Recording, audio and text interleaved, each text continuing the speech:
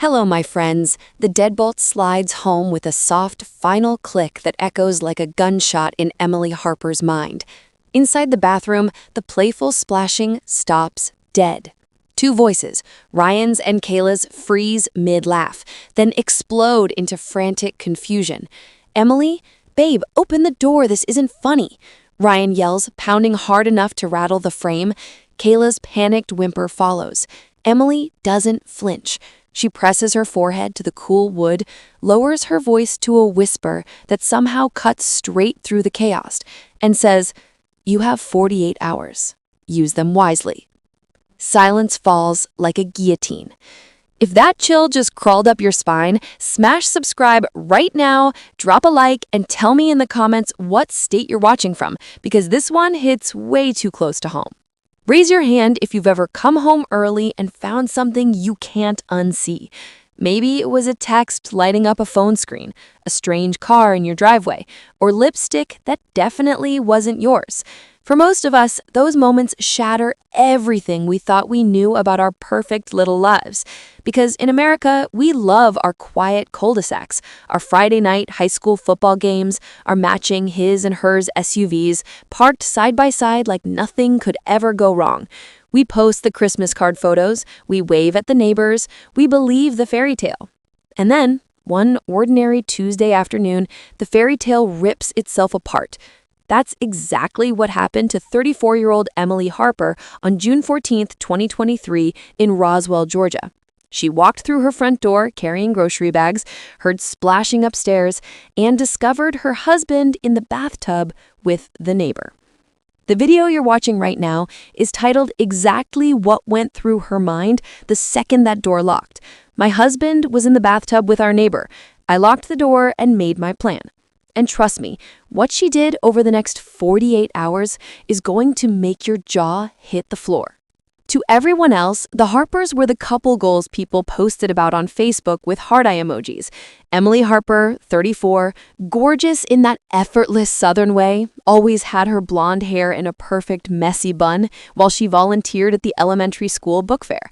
Ryan Harper, 37, tall, charming, the kind of guy who mowed the lawn in a Clemson t-shirt and still opened doors for his wife after 12 years.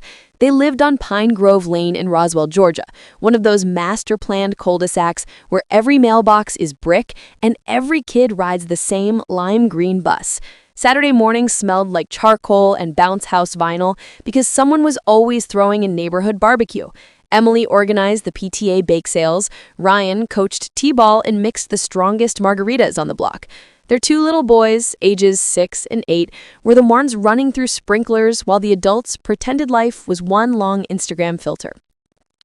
Then there was Kayla Morrison, 31, the yoga-toned redhead who moved in 2 doors down, with her accountant husband and their golden retriever.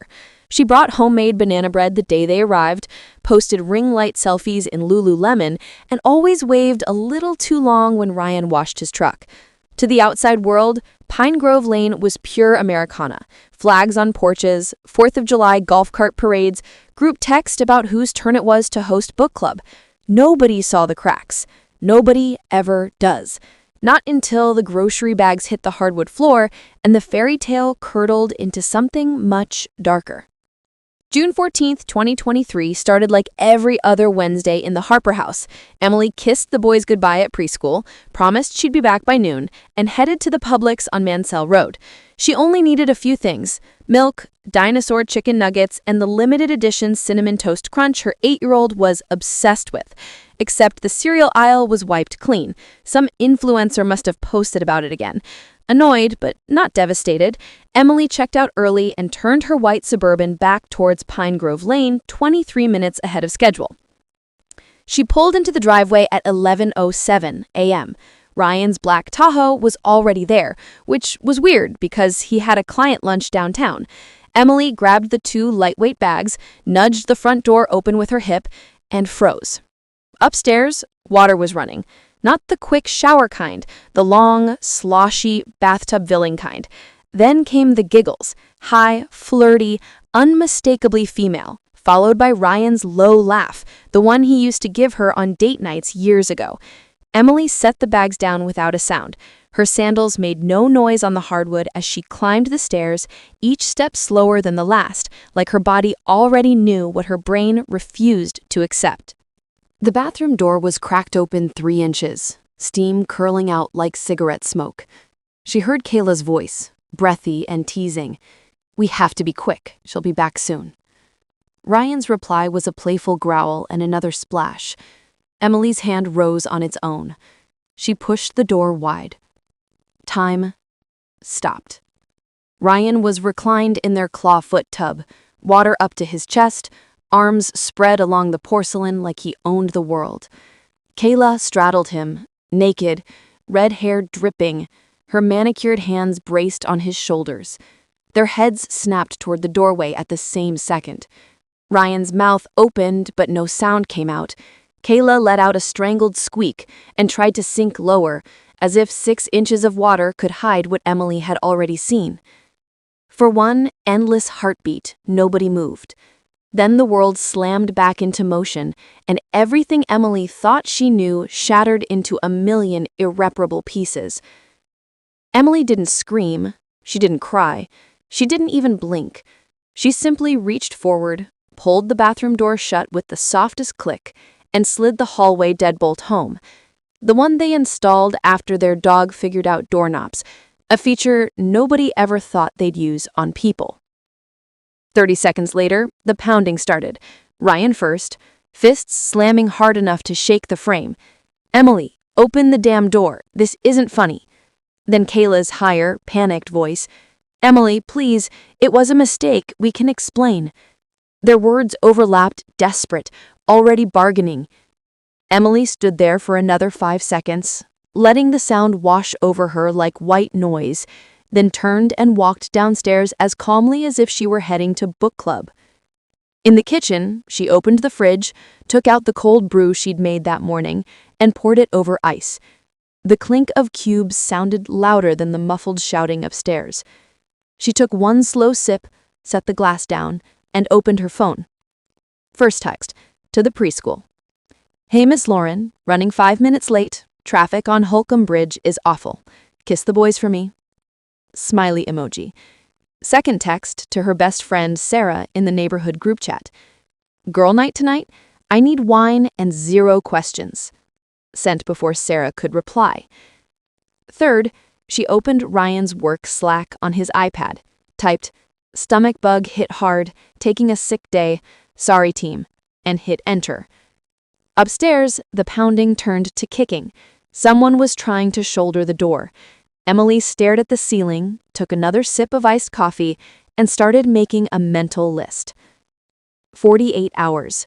She had exactly 48 hours before the world expected any of them to show up anywhere. And she intended to use every single minute. Upstairs, the screaming had turned raw. Ryan's voice cracked first. "Emily, I swear this was the first time. Please, let us out." Kayla sobbed. "I'm so sorry. I have a husband. I have a life. You can't do this." Then came the threats.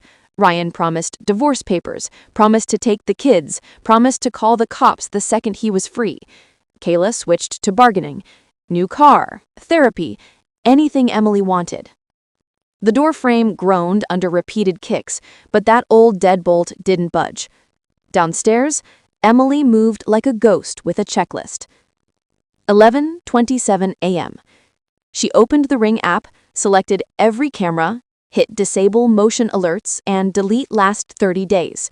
Cloud footage vanished in seconds. 11:31 a.m. She unplugged the Arrow router, then the backup mesh nodes. The whole house went dark. No Wi-Fi, no Alexa, no smart locks, no way for anyone inside to call for help on a hidden phone. 12:03 p.m. Text to Kayla's husband, Mark. "Hey hun, Kayla had too much rosé at book club tonight and is crashing here. Girl talk emergency. Tell the dog we miss him." 3 heart emojis. Afternoon blurred into evening. Emily picked the boys up from preschool wearing sunglasses and the brightest smile that teachers had ever seen. She made dino nuggets, let them watch 2 extra episodes of Bluey, and tucked them in by 8. The whole time, Faint thumps and muffled shouting drifted down from upstairs like a radio left on in another room. 9:25 p.m. She slid a single bottle of water and one sleeve of Ritz crackers under the bathroom door, then sat on the hallway floor and listened to Kayla cry herself hoarse. Ryan had gone quiet hours ago. By midnight on day 1, Pine Grove Lane was asleep, porch lights glowing, completely unaware that 2 adults were trapped 20 feet from the perfect suburban street, while the third started counting down the remaining 24 hours like a chess player who'd already seen the checkmate. Most people think this is about revenge, a betrayed wife snapping, locking the cheaters in a bathroom, making them suffer. And for the first 24 hours, that's exactly what Emily wanted everyone to believe, even herself. But here's where the story takes a turn most viewers never see coming. At 2:13 a.m., while the house was finally silent except for Kayla's occasional broken sob, Emily sat cross-legged on the kitchen island with a burner phone she'd bought 6 months earlier at a Walmart in Marietta. Cash, no ID. She opened an encrypted folder labeled Insurance. Inside were hundreds of screenshots, bank statements, and secret recordings. Turns out, Ryan hadn't just been cheating with Kayla. He'd been siphoning money from their joint accounts for 18 months, over $180,000, funneling it into an LLC registered to Kayla's name. They were planning to disappear together, take the boys on a fake family emergency trip, then vanish to Costa Rica with new passports already hidden in Kayla's attic. Emily had discovered the plan 3 weeks earlier when she found a burner phone of her own in Ryan's golf bag. Instead of confronting them, she waited. She hired a private investigator with her secret savings, gathered every receipt, every offshore transfer, every late-night text that spelled out exactly how they were going to leave her penniless and heartbroken. Locking them in that bathroom wasn't rage, it was containment.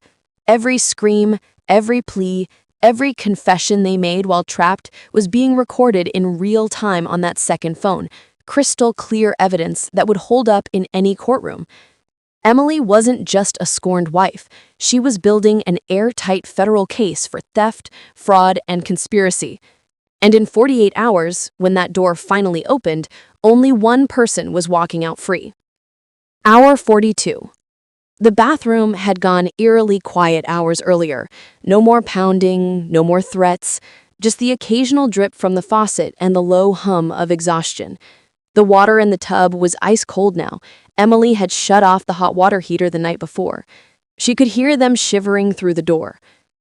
At 5:47 a.m. on day 2, she walked upstairs carrying a single manila envelope.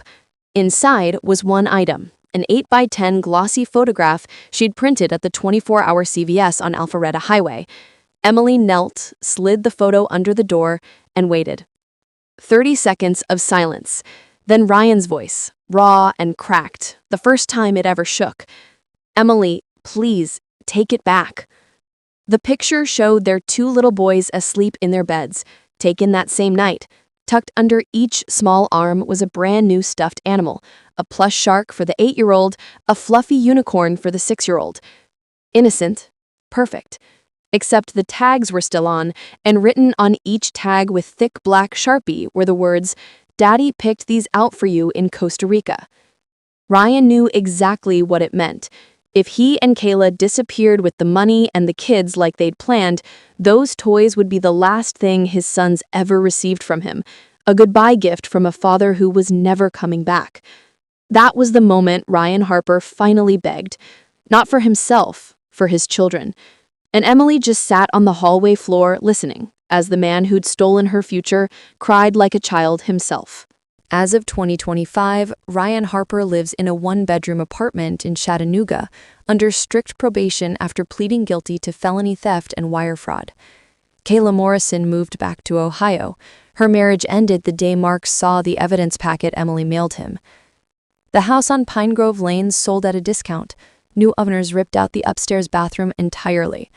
Roswell PD closed the case in 11 days because Emily handed them 46 hours of crystal clear audio, bank records, and signed confessions on a silver platter. No kidnapping charges ever stuck. Her lawyer argued citizen's arrest during ongoing felony. The 911 tape Ryan managed to dial from a hidden Apple Watch, redacted and sealed. Insiders say the last 30 seconds are just him repeating, "I'll give it all back, I swear," while sobbing. 3 private Facebook groups, Pine Grove Lane Truthers, Justice for Emily Harper, and What Really Happened in Roswell, are still obsessed, trading blurry ring screenshots and theorizing about missing time. Most members agree on one thing: whatever Emily whispered through that door in the final minute has never been made public, and nobody who knows is talking. Betrayal doesn't always scream. Sometimes it just clicks shut like a deadbolt and waits. Emily Harper's story forces us to stare at that razor-thin line between justice and something colder, something that lives in every woman who's ever been lied to, stolen from, and told to smile through it. Feminine rage isn't always loud. Sometimes it's 48 hours of perfect, terrifying silence. We want to believe the system protects us, that good people win in the end. But when the system fails, when the people closest to you plan to erase your entire life, what's left? Emily chose control. She chose consequences. And in doing so, she reminded every one of us that monsters don't always hide under beds. Sometimes they share yours. So next time you wave at the perfect couple next door, remember Pine Grove Lane. Some doors you lock from the outside, some doors you lock forever. Next video, she told her husband she was going to her sister's for the weekend. She actually flew 2,000 miles to confront his mistress and never came home. Hit that bell, turn on notifications, because this one ends in a way nobody sees coming, and you do not want to miss the drop. See you there.